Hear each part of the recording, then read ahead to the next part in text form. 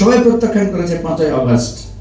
সেই ফ্যাসিবাদের ব্যাপারে আমরা ঐক্যমত্যে আসতে পারলাম না। যখন ছাত্ররা বা সবাই মিলে একটা জায়গায় জড়ো হলো, তখন দাবিটা আদায় করতে হলো। তাহলে সামনের দিকে কি আমাদেরকে এভাবে দাবি আদায় করতে হবে? আরো অনেকগুলো সংকট আছে আমাদের জাতীয় ঐক্যমত্যের ব্যাপার, যেটা আমরা বলছি জুলাই সনদের কথা আছে, সেটাও কি আমাদেরকে এরকম রাস্তা অবরোধ করে আদায় করতে হবে? এখন আমাদের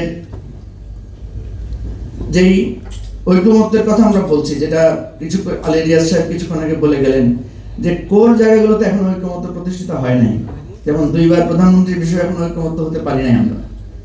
এরপরের অন্যান্য জায়গাগুলো উনি বললেন। অতএব আমি বারবার যেটাকে গুরুত্বপূর্ণ মনে করি, এরকম সুসজ্জিত আলোচনার একটা ফল আছে, তার চাইতেও বেশি ফলপ্রসূ হবে আমাদের পেছনের দরজায় আলোচনা করাটা, অর্থাৎ পেছন থেকে একটা ঐক্যমত্যে পৌঁছানোর জন্য একটা ডায়লগ করাটা। এই ডায়লগটা যদি আমাদের নাগরিক কোয়ালিশন করতে পারে বা অন্যান্যরা আপনারা করেন পেছন থেকে, তাহলে আমি মনে করি আমরা একটা সঠিক জায়গায় পৌঁছাতে পারবো। আদারওয়াইজ অনেক আলোচনা হবে, কিন্তু একটা লক্ষ্যে আমরা পৌঁছাতে পারবো না। এটাই আমি সবার কাছে প্রত্যাশা করছি। ধন্যবাদ। তো এখানে যদিও কেউ কেউ বলেছেন যে সংবিধান সংশোধন করেই আমাদের এই বর্তমান সংকটটা কাটানো সম্ভব, কিন্তু অনেকের কাছ থেকে আমরা যেটা শুনলাম যে সংবিধানে তো অনেক ভালো ভালো কথা লিখে আছে, এবং আমাদের এই বিদ্যমান সংবিধান দিয়েই তো 3টি ভালো নির্বাচন, অপেক্ষাকৃত ভালো নির্বাচন আমরা করেছি, এবং আমরা অনেক জায়গায় দেখি আমাদের জেলা প্রশাসন, আমাদের পুলিশ প্রশাসন ভালোভাবে কাজ করছে। যাই হোক, এখানে শুধু অংশগ্রহণ করাই গুরুত্বপূর্ণ, বেশি কথা বলার সুযোগ নাই।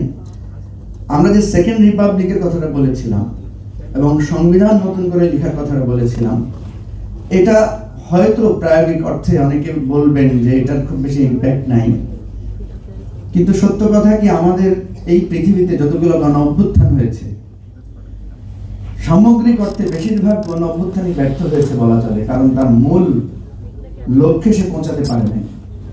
কিন্তু এটা সত্য যে প্রত্যেকটা গণ অভ্যুত্থানের যে জোয়ার বা যে ওয়েভ, সেটা কিন্তু আমাদের একটা স্বল্পকালীন সময় একটা ভালো পথরেখা দিয়েছে, যেটা আমরা 90 অভ্যুত্থানের পর্যালোচনা করলেও আমরা দেখবো অনেক ব্যর্থতাও আছে, আবার কিছু সাফল্য আছে। দেখেন, আমাদের সংকট শুধু সেদিকে না। এই যে গতকালকে আমরা যে সবাই বিচ্ছিন্ন, বিক্ষিপ্ত বা ঐক্যবদ্ধ যাই বলি,